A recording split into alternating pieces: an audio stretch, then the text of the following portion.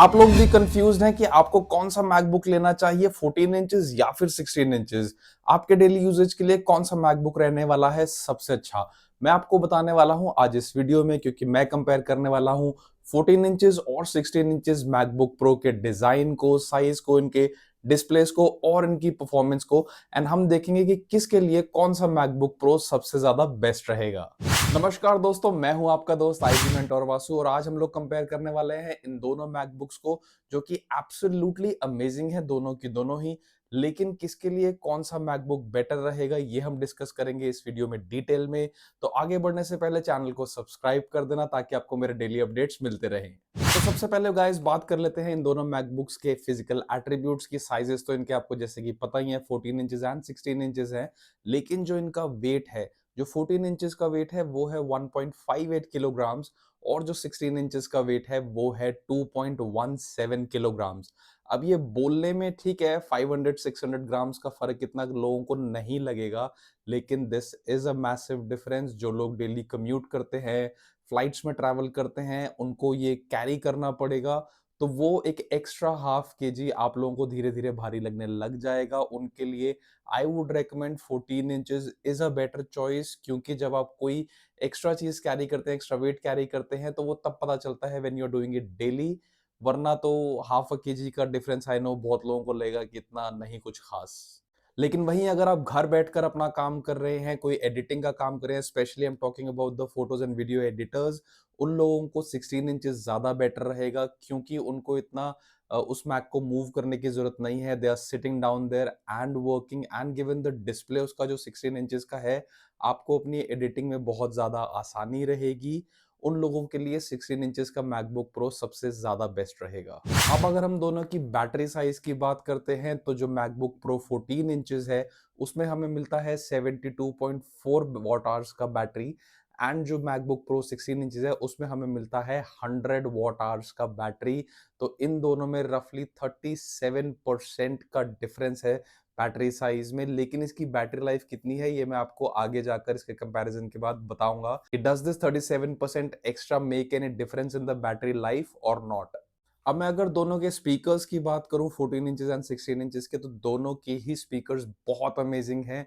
लेकिन जो 16 इंचेस वाला मैकबुक प्रो है उसमें आपको थोड़ा सा बेटर बेस मिलेगा। तो जो लोग म्यूजिक के ज्यादा फैंस हैं, जो मूवीज देखते हैं बैठ के एंड उन्हें थोड़ा बेस ज्यादा पसंद है, तो उन लोगों के लिए 16 इंचेस एक बेटर चॉइस रहेगी। लेकिन इतना कुछ खास डिफरेंस आपको नहीं मिलेगा जितना इन दोनों में प्राइस डिफरेंस है। उतने पैसों में तो आप बोस का एक अलग से साउंड बार भी ले सकते हैं। अब हम बात कर लेते हैं दोनों के परफॉर्मेंस की। जो हमें 14 इंचेस में सीपीयू मिल रहा है, that is a 12 core CPU, जिसमें हमें 8 कोर्स मिल रहे हैं परफॉर्मेंस के एंड 4 मिल रहे हैं एफिशिएंसी के।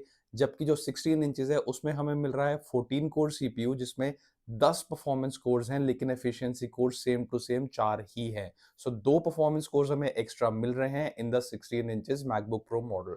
अगर ग्राफिक परफॉर्मेंस की बात करूं तो 14 इंचेस में हमें मिलता है 16 कोर जीपीयू, एंड जो 16 इंचेस वाला मैकबुक प्रो है उसमें हमें मिलता है 20 कोर जीपीयू। लेकिन क्या इसके जीपीयू में इतना कुछ खास फर्क है? क्या ये 4 एक्स्ट्रा कोर्स, ग्राफिक कोर्स जो है वो बेटर परफॉर्म करते हैं? हम आगे देखेंगे इस वीडियो में। अभी हम थोड़ी सी इकोनॉमिक्स और पैसों की बात करते हैं कि कैसे हम अपने performance course and graphic course को बढ़ाकर भी ले सकते हैं 14 इंचेस मैकबुक प्रो में ही। अगर आप लोगों को डिस्प्ले से इतना फर्क नहीं पड़ता है, तो मैं आपको अब समझाता हूं कि कैसे आप अपने 14 इंचेस वाले मैकबुक प्रो को भी बेटर बना सकते हो and as good as a 16 inch MacBook Pro. तो जो 14 इंच का मैकबुक प्रो है वो हमें पड़ता है 1,99,900 का, एंड 16 इंचेस का मैकबुक प्रो जो शुरू होता है दैट कॉस्ट अस 2,49,900। तो 50,000 रुपए का जो मेजर डिफरेंस है, इसे कम करने के आपके पास दो तरीके हैं। पहला, अगर आप 14 इंचेस में ही एक ऊपर वाला मॉडल लेते हैं जिसमें आपको स्टोरेज भी डबल मिलती है, यानी कि 1 टेराबाइट स्टोरेज मिलती है बजाय कि 512 गीगाबाइट जो आपको बेस मॉडल में मिल रही है, तो आपको परफॉर्मेंस एंड एफिशिएंसी कोर्स का जो सीपीयू बढ़ने वाला है एंड जो जीपीयू है 20 कोर का जीपीयू, वो आपको इस मॉडल में मिल जाएगा एंड ये आपको पड़ेगा रफली 2,40,000 का, यानी कि 10,000 का डिफरेंस आपको पड़ेगा मैकबुक प्रो 16 इंचेस से। लेकिन अगर आपको पैसे और बचाने हैं एंड आपको एसएसडी से सच कोई मतलब नहीं है कि वो 1 टेराबाइट की हो, तो 14 इंचेस वाले मॉडल को ही, जिसमें 512 गीगाबाइट्स की स्टोरेज है, उसे आप अपग्रेड करवा सकते हैं and you can get the 14 core CPU and the 20 core GPU bye paying 20,000 extra. तो आपके 30,000 रुपए बच जाते हैं in terms of money. And जो आप देखेंगे कि इसमें 16 इंचेस वाले आपको सारे फीचर्स मिल जाएंगे 14 इंचेस में, एंड वो आपको पड़ेगा रफली 2,20,000 रुपए का। अब जब इन दोनों ही मैकबुक्स में इतने amazing performance and efficiency course and graphic course हैं, तो ऑफ कोर्स ये हीट अप भी बहुत जल्दी होंगे। तो इनमें जो फैंस लगे हुए हैं, अब हम बात कर लेते हैं उन फैंस की, उनकी स्पीड की एंड उनका क्या फंक्शन है। क्या 14 इंचेस के फैन ज्यादा अच्छे हैं या फिर 16 इंचेस के, मैं आपको बताता हूं, आइए। तो जो 14 इंचेस में फैंस लगे हुए हैं, उनका लोएस्ट आरपीएम है 2317 एंड जो हाईएस्ट आरपीएम है दैट इज 7826।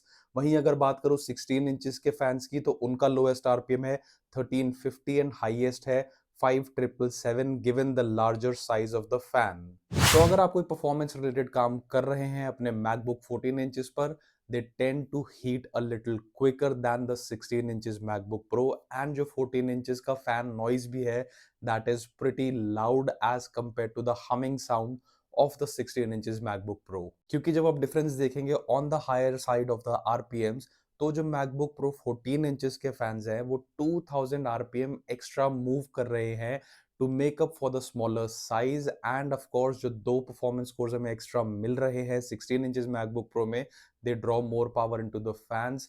तो इस वजह से जो 14 इंचेस के फैंस हैं, due to the size and क्योंकि वो इतना ज्यादा रोटेट कर रहे हैं गिवन द आरपीएम, इसकी वजह से वो ज्यादा जल्दी हीटअप भी होती है।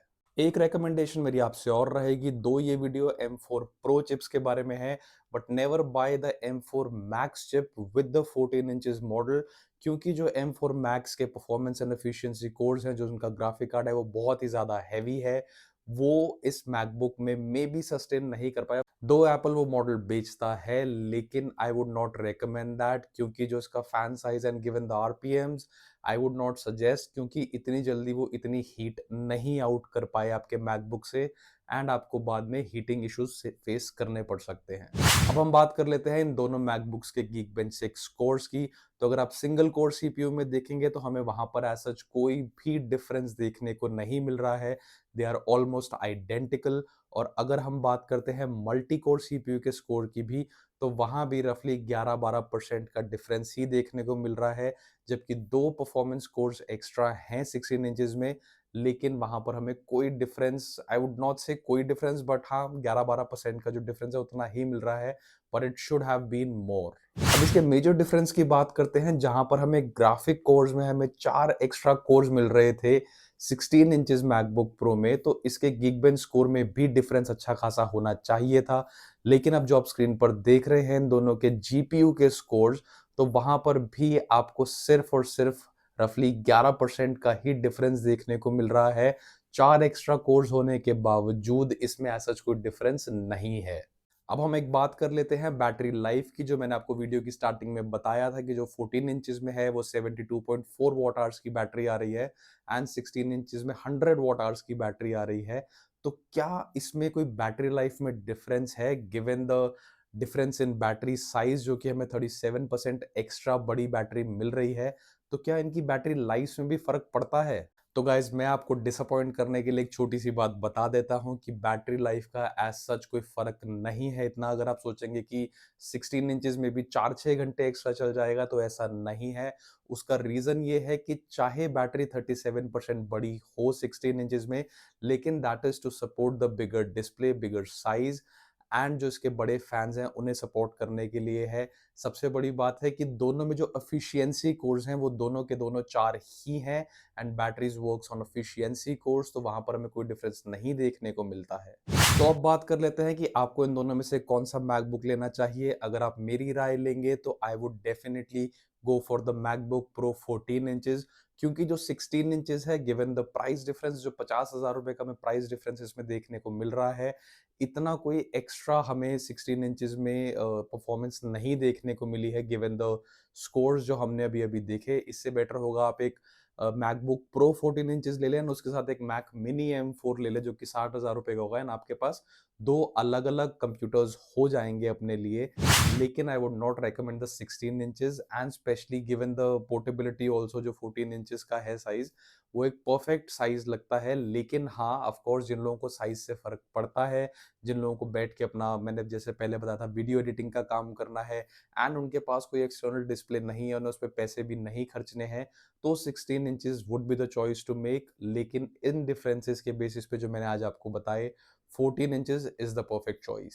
सो गाइज, ये था मेरा comparison video between the 14 inches and the 16 inches MacBook pro. आपको ये वीडियो कैसा लगा मुझे कमेंट सेक्शन में जरूर बताना।